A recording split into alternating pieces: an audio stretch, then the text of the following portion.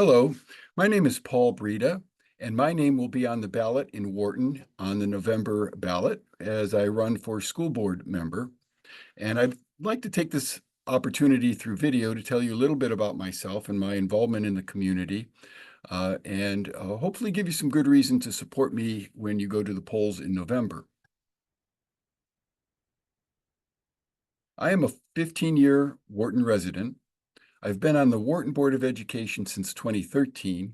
I've also been on other boards of education in the area prior to moving to Wharton. So I have about 20 plus years of experience as a school board member.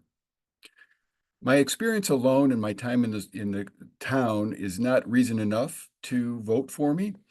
However, this election year will be more important than many because we have some very important decisions to make as a board, and it's going to require the experience and the understanding of our community as we make these decisions together. First of all, we're going to be conducting a superintendent search for the first time in our 10 years. We're looking to have a new superintendent by the end of this school year. Also, we're in the midst of negotiating our teacher's contract. I'm on the negotiating committee. I've been on several negotiating committees in my time as a school board member. And again, I believe my experience in that regard is very valuable to you, the taxpayer, and to your family. Finally, the town is in the midst of a lot of development. That development will continue, I'm sure, for a lot of reasons. And development is not in and of itself good or bad. However, there are agreements being made with developers that do have an impact on how our schools are being funded. This impacts you and me as taxpayers. And I've been doing the homework on this. I've been a little bit outspoken about it, and I expect that I will continue to do so. I'm also a father of 3 grown daughters. I have 2 stepsons. And my family life certainly informs my being a school board member as well. I've been a school board member since the time that my kids were in elementary school. And these kids who are now grown represent a wide range of achievers. Some are very outwardly successful, and others are still looking for their place in the world. My family probably looks a lot like your family and representative of the wider community, and we are all proud of each of our kids as they continue to grow.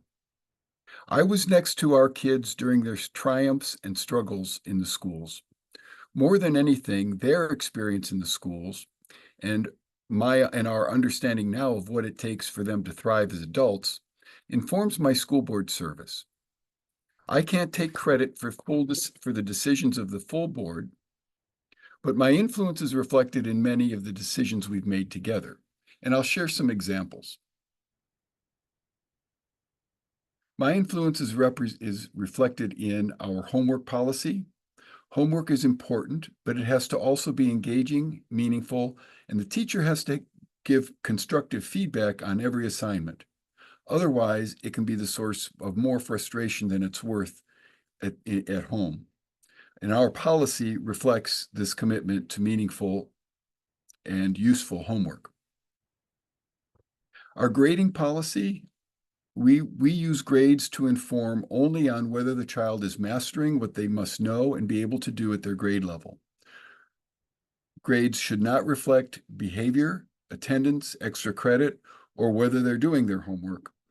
Grades should only reflect their level of learning. There are many challenges in the curriculum, many of which are required by the state.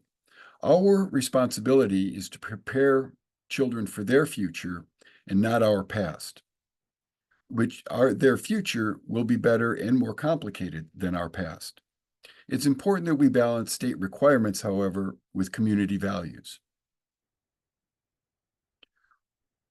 We've taken steps to ensure that learning continues in the home and that parents and families are welcome to be participating and have many opportunities to participate in their children's education. We've also created a safe, healthy learning climate.